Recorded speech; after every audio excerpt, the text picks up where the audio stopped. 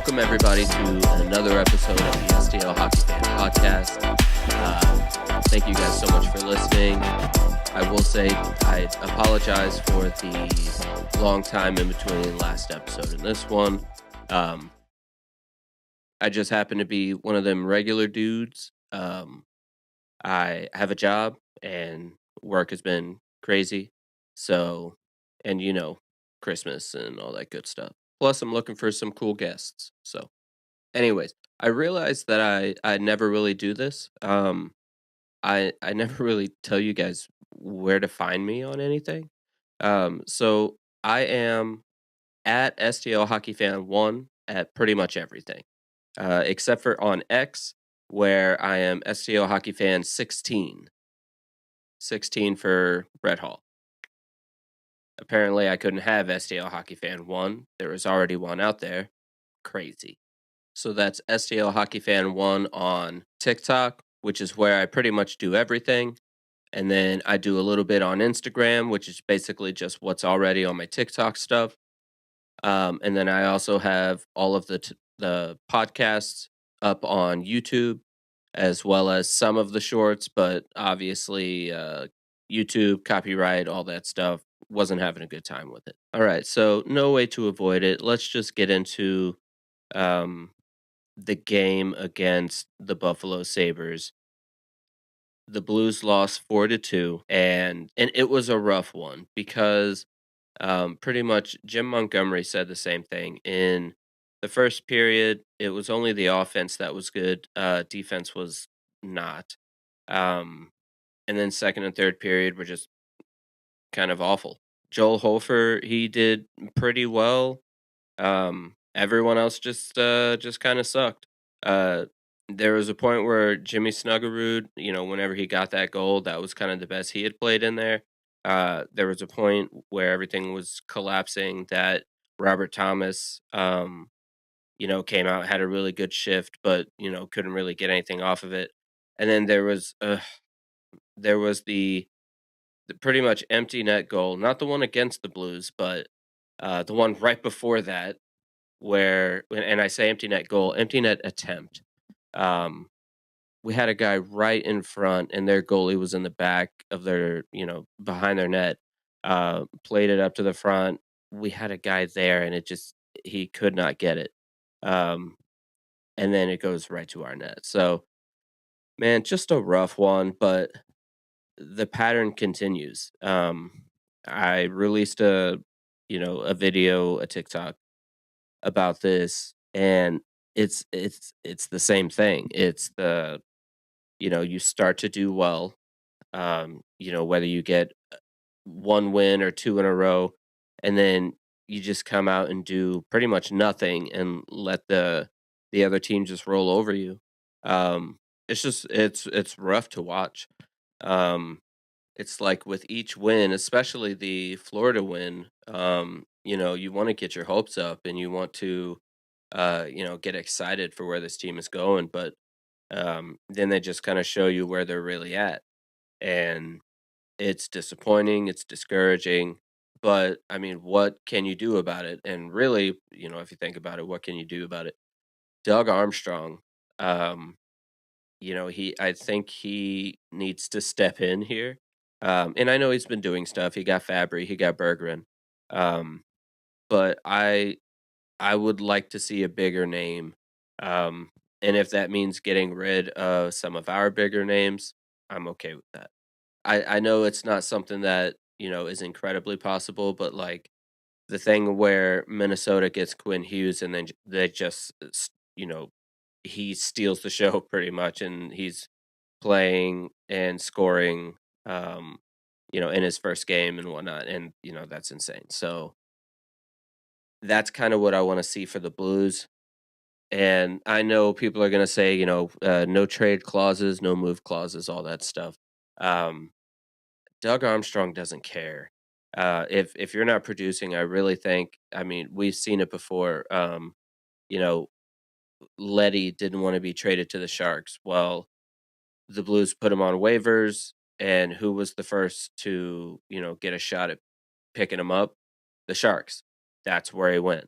Um, It's the same with Saad. We sent him down to terminate the contract.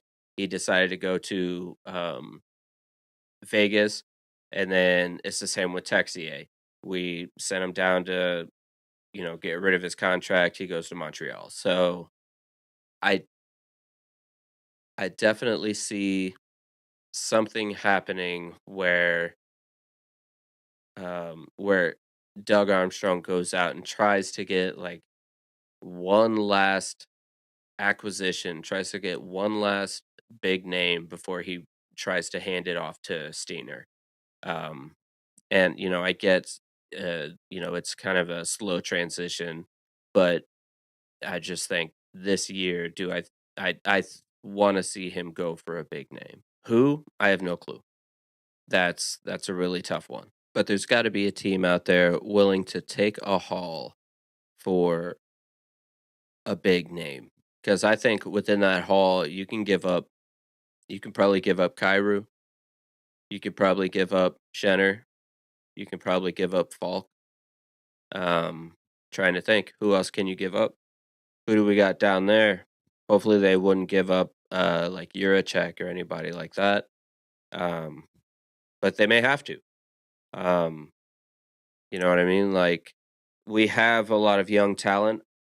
Do they, sacrifice one or two of them to be a part of the haul to get us a big name, somebody who can come out and make a difference?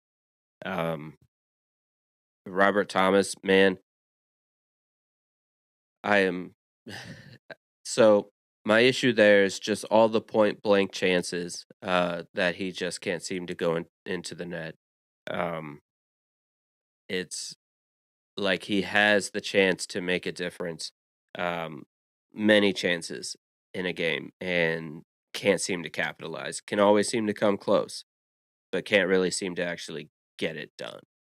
Um, and again, it's frustrating, and it's frustrating for him. You could see it.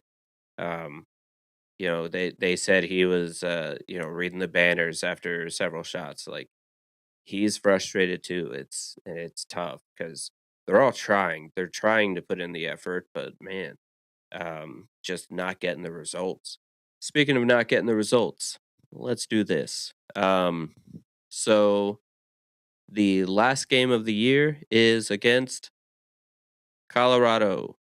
Fantastic. So Colorado right now, I'm pretty sure is like 28, 29 something uh wins, and then 2 regulation losses, and I think it's 7 overtime losses.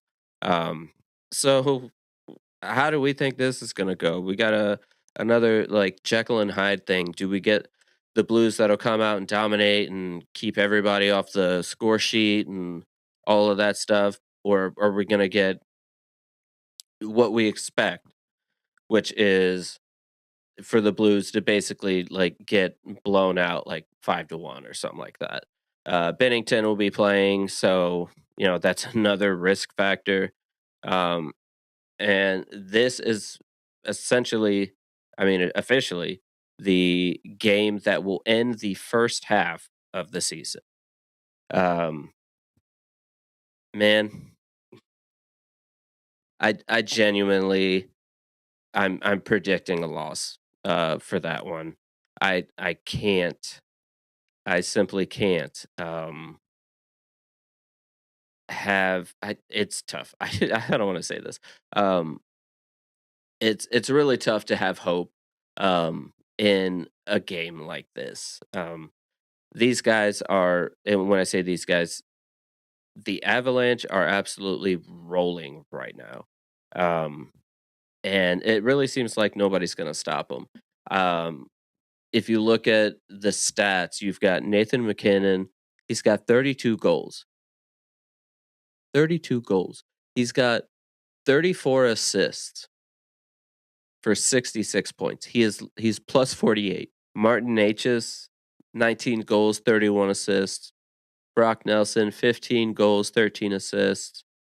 Uh Arturi Lehkonen 14 goals, 17 assists. It just goes down the line. Look at their goalies. You've got Wedgwood, he's got uh 17 wins, 1 loss, 4 overtime losses.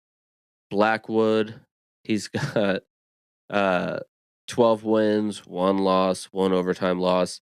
And then Trent Miner, he's their, I guess, 3rd goaltender whenever somebody's out. He's got 2 overtime losses. It's a rough one. Do I think the Blues can show up and win it? I do. Um, do I think they will? No. Um, but that's the crazy thing. It's like even if they did, even if they came out and they absolutely dominated and kept all the big time players off the score sheet, maybe like run one of the goalies out to do a goalie swap and they do all of these things. I would expect the next game after that for them to like just fall flat because that's the pattern. That's that is my issue is that we are seeing this pattern and it's not stopping. Um, you get a couple games, you lose. You get a couple games, you lose. You can't get any momentum. Um, and with each win, like I said, you get excited and then you just get let down on the next game or a couple of games. You're losing to teams that you should be beating, and you're beating teams that like you should be losing to, but there aren't enough of those, if that makes sense. Uh, they are 2 games under 500, not doing well. Um, Yeah, it's not good. Okay. Let's get out of this. I can't handle it anymore. So, January starts the second half of the season. So, if the Blues are going to do this crazy thing they do, kind of need to start now. Um, everybody, this is pretty much where everybody is going to be disappointed or really stoked because there are a lot of people out there that say, "Well, look at what they've done." I'm included in this. Look at what they've done. Um, they've had a good second half of the season, the last couple of seasons, um, and so just wait for that. That's going to happen. I don't think that's going to happen this time, guys. Um, I think it's going to be this, and there's gonna be a lot of selling. I hope there's a big name coming, um, but with the way everything's going, um, I think it might be another sell off, and then we basically try like a rebuild, a retool, um, and we move away from the core. We'll see. Anyways, the last time that I did a podcast, I asked people for questions, and to be quite honest, I only got 2. Um, so thank you guys for sending in your questions. I will specifically answer them now. Um, so first question is, do the Blues attempt to bring back a veteran player from our 2019 Cup roster to bring back a spark in the locker room, i.e. Tarasenko, O'Reilly, or David Perron? Um, so two things. So I don't think that they go to get somebody from the 2019 Cup roster specifically. Um, if you think about it, they already did Fabry, um, but I don't think that was a I'm looking for somebody from that team. Um, Now I do think that they would possibly bring um, somebody back, but that's just because I think that's how Doug Armstrong works. He likes to work with people he's worked with before. Um, so getting somebody like Tarasenko, that would be possible if um, I'm pretty sure Minnesota is actually doing pretty well right now, and that's where he's at. Um, I don't see them wanting to make any moves if what they're doing is working. Um, O'Reilly, that would be cool. if you ask me. But again, I don't know. I Nashville, I can't remember if they're still trending upward or not. I know the Blues just beat them, but I don't know if that's I don't know what they've been doing. So David Perron, I wish. I absolutely wish they would bring David Perron back. I absolutely loved him. I think he's a great player. I think he's an important role. And that role is honestly kind of what the Blues need right now, on top of simply just a guy that can go out and score. We need a goal scorer, one that can actually hit the net when it's empty. So there's my answer to that. I don't think they're looking for 2019 Cup roster specifically, but those guys you mentioned, w- I I wouldn't put it past Doug Armstrong to entertain those ideas. And the second question, do you think the Blues not being good this year would be better than if we made the playoffs and lost? So I think what's being asked here is, would it be better if the Blues were just awful and didn't make the playoffs, or if they made the playoffs and lost? I would take make the playoffs and lose. Um, I get it. People want draft picks, and that's cool. But like, I simply think I would rather see them be competitive up until the end. Um, I hate these, the bad games that I see here. Um, the ones where it just looks like they're skating against the current. Um, Games like, um, the Capitals won this year, as well as one of the Boston ones. So um I would much rather have them go to the playoffs and lose than just suck it up all season. So thank you again to those two people who sent in questions. I appreciate you for putting in the effort and helping me out. You guys are great. And thank you to everybody for listening. I really appreciate you. Again, check us out on Instagram, on TikTok, on YouTube, where this video will be posted. And obviously, get your podcast on, Spotify, Apple Music, Amazon, all of that wonderful streaming stuff. Thank you so much for listening to this podcast. If you would like, give us a follow, give us a rating. If you hate it, give me the minimal stars. If you love it, give me all the stars.